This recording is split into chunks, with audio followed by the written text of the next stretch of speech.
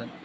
So, Asleep in the Valley is a sonnet because it's a poem of 14 lines.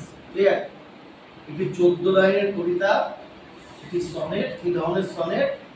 Petrarchan sonnet. কি sonnet? Petrarchan sonnet. Clear হলো? And the name of the poet is Arthur Rimbaud. Okay? And he was absolutely against the war. He can be said war poet. তিনি যুদ্ধের বিরোধী ছিলেন, যুদ্ধ কবি বলা হয়। Through this poem, he is going to tell us the impact of war on the life of youth. And that's why we can say that the poem is anti-war poem. Okay? So poet is anti-war poet and the poem is anti-war poem. মানে যুদ্ধ বিরোধী কবি। Anti means বিরুদ্ধে। This poem is written on the setting of our war in a valley. একটা যুদ্ধ হয়েছে, European একটা যুদ্ধ হয়েছে একটা ভ্যালিতে, তার পটভূমিকায় এই কবিতাটি লেখা। ক্লিয়ার হয়েছে? এবার বুঝতে হবে there are two types of people in our society. One type of people, they like to romanticize the war.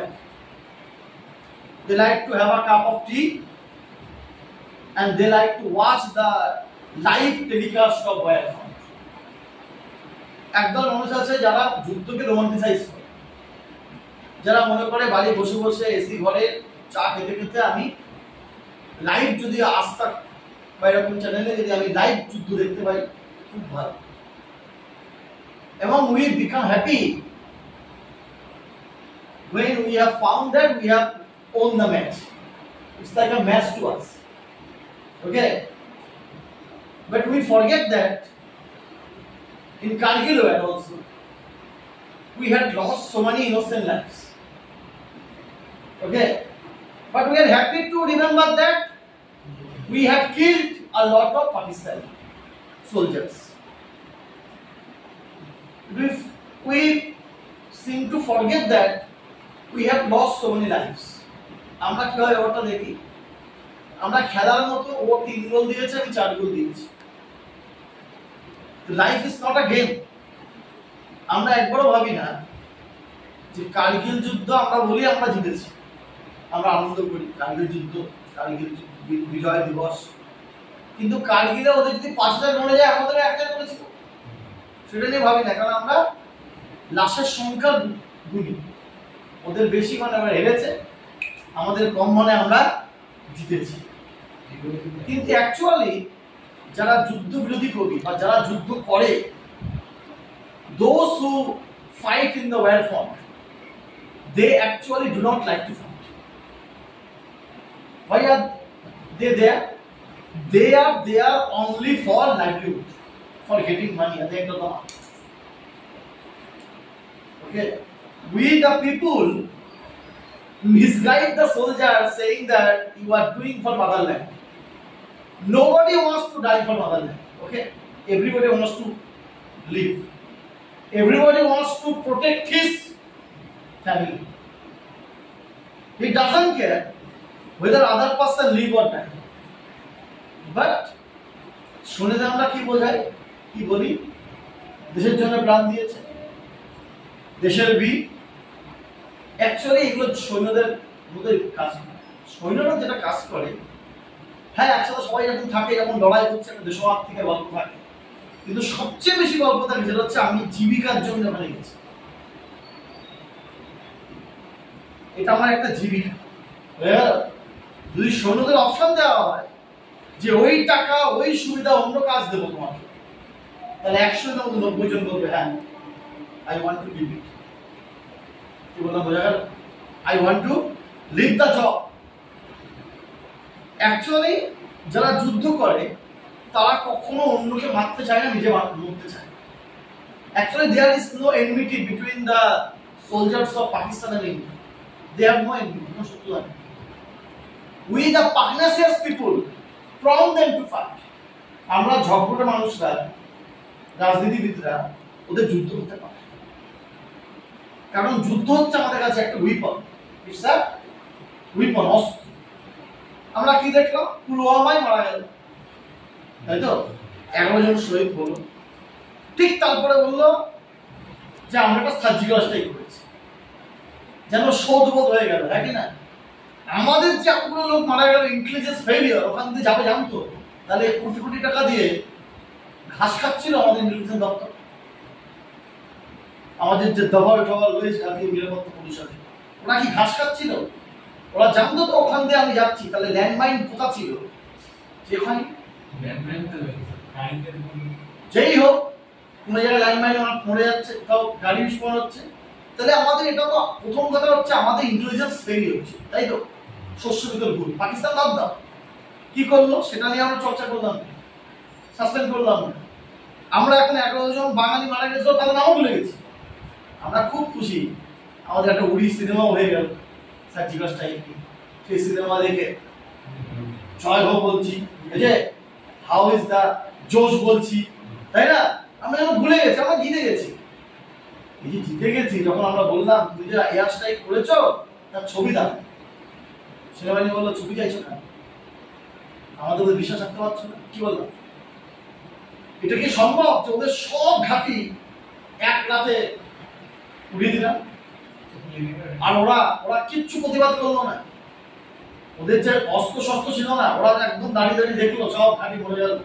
সব ঘাঁটি মরে যাওয়ার পরও কেন সন্ত্রাসবাদ ওখানে এখনো ঘাঁটি রয়েছে, সব ঘাঁটি মরে যাওয়া হচ্ছে, দুঃসাদ হয়ে গেছে সব। তারপরও ভারতে অ্যাটাক হয়েছে, ছোটখাটো প্রতিদিন হচ্ছে। প্রশ্ন হচ্ছে, it's a makeshift, it's a give and take policy. তোমার এত হয়েছে, পাকিস্তানের প্রধানমন্ত্রীকে ফোন করবো, তোমার কিছু মারতে হবে, তোমার কিছু মারলে আমি নিজেকে জয় ভাববো, হয়ে গেল? তাই দেখবে ভোট আসলে পাকিস্তান ইস্যু আসে, এখনো আসছে। বিতর্কিত কাশ্মীর হঠাৎ নিলে ভোটে যাবে। গত 100 বছর ধরে এটা বিতর্কিত করে রেখেছে কারা? আমরা। সব মাপা যায়, এটা মাপা যায় না। যদি কাশ্মীরটা ওদের হয় দিয়ে দাও, যদি আমাদের হয় দিয়ে নাও। এই অরুণাচল প্রদেশ, কাশ্মীর, এটা নিয়ে 100 বছর 150 বছর ধরে মানুষজন এটাকে রেখে দেয়। কারণ কি, কোনো বিপদে পড়ি তাহলে পাকিস্তানকে মারবো, সাথে সাথে ভারতবর্ষের লোকরা দারিদ্রতা, বেকারত্ব, সমস্যা নিয়ে ভুলে যাবে, সবাই জোশ জোশ বলবে। আবার পাকিস্তান জানে যদি আমি ভারতকে মারতে পারি, তাহলে আমাদের দেশের কট্টর মুসলিমরা বলবে হিন্দুকে মেরেছে, জিহাদ হয়েছে, কি বলবে? আনন্দ পেয়েছে। Actually war doesn't bring any happiness to us. Bharat পাকিস্তানের যুদ্ধ অনেকবার হয়েছে, তাদের সমস্যা কিন্তু মিটে নেই, ঝগড়া কিন্তু রয়ে গেছে, সমস্যা মেটানো হয়।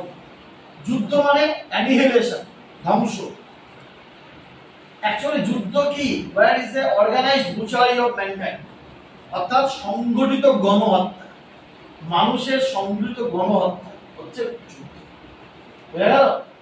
এবং ওই যে বললাম যে বার্নার্ড শ বলেছে কি জানো, যে soldiers like to have chocolates rather than bullets in their pockets. বলছে একজন সৈনিক, সেও যুদ্ধ ফ্রেন্ডে পকেটে গুলির থেকে চকলেট রাখতেই বেশি ভালোবাসে, কিন্তু তারা চকলেট রাখতে পারে না, তারা গুলি রাখতে বাধ্য। এবার তারা কেন বাধ্য হয়? কারণ it's their service. they have to fight, they have to do, because it's nothing but their part of service, they are forced to do it. আর সোলজার কখনো বলতে পারবে না যে কি দরকার ছিল, যে আমরা যাবো না, মারবো না, এই করবো, যেটা হবে। তাহলে এটা তোমার নাকি ডিউটি বলে আমাদেরকে দেখায়, আর যদি মরে যাও, দেশের জন্য মরেছ, কত সুন্দর ব্যাপার। কবির মন্দির দেহ আসবে, গান সালুট দেবে, পাড়ার লোকরা প্রচন্ড কাঁদবো, পাড়ার কেউ মারা গেলে, যে যখন প্রচন্ড কাঁদছি, সেটা ফেসবুকে হচ্ছে, ইনস্টাগ্রামে হচ্ছে, হোয়াটসঅ্যাপে হচ্ছে, লাইক দেখাচ্ছে, তাই তো? সব বড় বড় অফিসার এসছে, 5,000 টাকা 5 লক্ষ টাকা বউ টাকা দিল, খুব ভালো। সেই রাতে যারা আমরা হাওয়া করে কাঁদলাম, বাড়ি গিয়ে ফ্রাইড রাইস, খাসির মাংস কিছু খাবো, বাড়ি খাবো না তা না। সেই রাতে যদি বিয়ে বাড়ি নিমন্ত্রণ না হয়, বিয়ে বাড়ি নিমন্ত্রণ যাবো না তা না, কি বললাম? ভারত হেরে গেলে আমরা একমাত্র না খেয়ে থাকছি, ইন্ডিয়ান টিমের 11 জনের প্লেয়ারের নাম আমরা জানি। ভারত ক্রিকেট যদি উঠে যায় ভারত কিছু এসে যাবে, ভারত যদি কোনো খেলায় কিছু না করে তাহলে এসে যাবে, কি বলছেন? কিন্তু এই যুদ্ধ, এই যারা যুদ্ধ করে সৈন্য, এরা না থাকলে এসে যাবে। অথচ আমরা তাদেরকে নাম মনে রাখি। আমরা বিশ্বকাপে কারা কারা খেলেছে কত 10 বছরের প্লেয়ারদের নাম মনে রেখেছি, কিন্তু যে 11 জন নামই মারা গেল তাদের নাম মনে রেখেছি। আবার মনে রাখবো পুলওয়ামা হত্যাকাণ্ডে বর্ষপূর্তি হবে যখন, তখন ভাটা করে তাদের আবার মারা দেবো। এটাই হচ্ছে আমরা, এটাই হচ্ছে আমরা। তার স্মৃতিসৌধ করবো, নোংরা থাকবে, পিছনে জুয়ো খেলা হবে, নেশা হবে, ওর মৃত্যুদিন আবার সেখানে ধুয়ে ধুয়ে মারা দেবো। অমর রহে বলবো তার ছেলে মেয়ে তার ওয়াইফের জন্য সারা বছর হবে। সুতরাং শোনো, যুদ্ধ মানে যারা যুদ্ধ করি, যুদ্ধ বিরোধী করি এবং যারা সৈনিক, দুজনই মনে করে যদি কাঁটাতারের বেড়া না থাকে, আর যদি আমি সারা সার্ভিস জীবনে একটাও বিড়ি না খেয়ে 16 বছর চাকরি করে বাড়ি চলে আসি, সেটাই আমার কাছে বেস্ট অপশন। বোঝা গেল কি বললাম? কেউ চায় না যে আমি আমার দেশের জন্য জীবন, দেশের জন্য জীবনকে বাধ্য বলেছি, যতটা দিতে চাই তার থেকে কি বললাম বাধ্য। এমন একটা সিচুয়েশন করা হয়, রোমান্টিকের জয়, এমন একটা আবেগে ফেলা, তখন দেশের প্রতি ভালোবাসা অটোমেটিকই চলে আসে। বোঝা গেল? ওই যে সিনেমা আর্টিস্টরা 2-3 দিন কালী গেলে গিয়ে ওদের সাথে থাকবে। এই মহেন্দ্র সিং ধোনি একদিন ওই ওইটা পড়ে ওদের সাথে এক রাত কাটিয়েছে, তাতে কি শেখা? সে কি ওদের হলো? এই যে ওদের সাথে আবেগের খেলা হয়, বোঝা হলো কি বললাম? ওদের সাথে কি খেলা? আবেগ। প্রধানমন্ত্রী গেল, ঠিক আছে, কিন্তু প্রধানমন্ত্রী যুদ্ধ খেলতে যাবে, রাষ্ট্রপতি যাবে, বস্তু যাবে না কেন? কিন্তু দেশের প্রধান, কি বললাম? ওরা যাবে না, কারণ ওরা থাকবে যুদ্ধকে বজিয়ে রাখার জন্য থাকবে। এই যে ইরাক, ইরান, পাকিস্তান, আফগানিস্তান যুদ্ধ হয়, সারাদিন যুদ্ধ হয়, যুদ্ধ করা হয়, যুদ্ধ করা হয়। ইউক্রেন রাশিয়ার যুদ্ধ থামতে গেলেও থামছে না, একই না, টুকটাক টুকটাক হয়ে যাচ্ছে, এখনো থামে, টুকটাক হয়ে যাচ্ছে। এটা হওয়া দরকার আছে, ওদের কাছে হওয়া দরকার আছে। আমরা দুঃখে কষ্ট পাচ্ছি, কিন্তু ওদের কাছে এটা একটা পার্ট অফ পলিটিক্স। এই হচ্ছে ব্যাপার। তাহলে এই কবিতার মধ্যে দিয়ে কবি বলবেন যে একটা সুন্দর উপত্যকা, একটা সুন্দর ভ্যালি, সেই ভ্যালিটা যদি ঘুরতে যাই আমরা দেখবো সত্যি খুব সুন্দর, তাই না? উপরে সূর্য কিরণ দিচ্ছে, ঝর্ণা পড়ছে, সবুজ ঘাস, জল উপর দিয়ে বয়ে যাচ্ছে, তুই ওখানে দাঁড়িয়ে মনে করবি আলোয় আলোয় ভরা, আলোয় ভুবন ভরা, করবি তো? আলো আমার আলো, আলোয় ভুবন ভরা, করবি তো? কিন্তু ওই ওই ওই উপত্যকায়, ওই ভ্যালিতে তুই একটু ঘুরতে ঘুরতে যদি দেখিস একটা যুবক আমাদের মতো সে মরে পড়ে আছে, তাহলে তোর কি মনে হবে পৃথিবীটা আলোয় ভরা? তোর মনে হবে পৃথিবীটা অন্ধকারে ভরা। তাই এই সমস্ত কবি বলছে পৃথিবীটা কখনোই সুন্দর না যতদিন যুদ্ধ নামক ধ্বংসাত্মক কোনো জিনিস থাকে। এই কবিতায় দেখবো যে প্রথম স্ট্যান্ডায় কবি বলবেন একটা ভ্যালির বর্ণনা করবেন, কি সুন্দর। সেকেন্ড স্ট্যান্ডায় দেখবেন যে ওই ভ্যালিতে একদিন যেন মানে কি ধরে শুয়ে আছে, হা করে। লাস্ট স্ট্যান্ডায় বলবে শুয়ে আছে না, আসলে মরে পড়ে আছে, যুদ্ধের শিকার হয়ে পড়ে আছে। এভাবেই যুদ্ধ আমাদের ইনোসেন্ট লাইফকে নিয়ে যায়, ফেলে দেয়। আর আমরা তাকে পাবেন রেপুটেশন, তাকে তার বাড়িতে বলি তোমার পর, তোমার ছেলে, তোমার বাবা তার জন্য দেশের জন্য কাজ করেছে। অ্যাকচুয়ালি প্রাণটা গেল, ক্ষতি হলো কাজ ওই বাড়ির পরিবার, কোনো আত্মীয় থাকে না, পাড়ার লোকের কোনো ক্ষতি হলো, কারোর কোনো ক্ষতি হলো। তাই যদি ইউরোপে কোনো দেশে যদি যুদ্ধ, যদি কোনো কাটাদার না থাকে, অনেক দেশ আছে, আয়ারল্যান্ড, ইংল্যান্ড, নেদারল্যান্ড, সব কাটাদার নেই। আমাদের কেন এশিয়াতে এত বোঝা গেল? বা আমাদের যে মুসলিম কান্ট্রিগুলো সেখানেও কাটা। বস্তু হচ্ছে ইউরোপে অনেক দেশ আছে যেখানে কোনো কাটাদারে বেড়া জানলে, যদি আমি দীঘায় যেতে পারি আমার আই কার্ড না নিয়ে, তাহলে আমি পাকিস্তানে যেতে পারি আই কার্ড না নিয়ে। আমি পাকিস্তানে যাবো, পাকিস্তান এখানে আসবে, কি বলবো?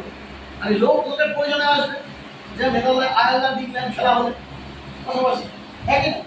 তাহলে এই হচ্ছে ব্যাপার, যুদ্ধকে বুঝিয়ে রাখতে হয়, কারণ যুদ্ধটা হচ্ছে আসলে পার্টনারশিপ কবিতার কন্ডিশন।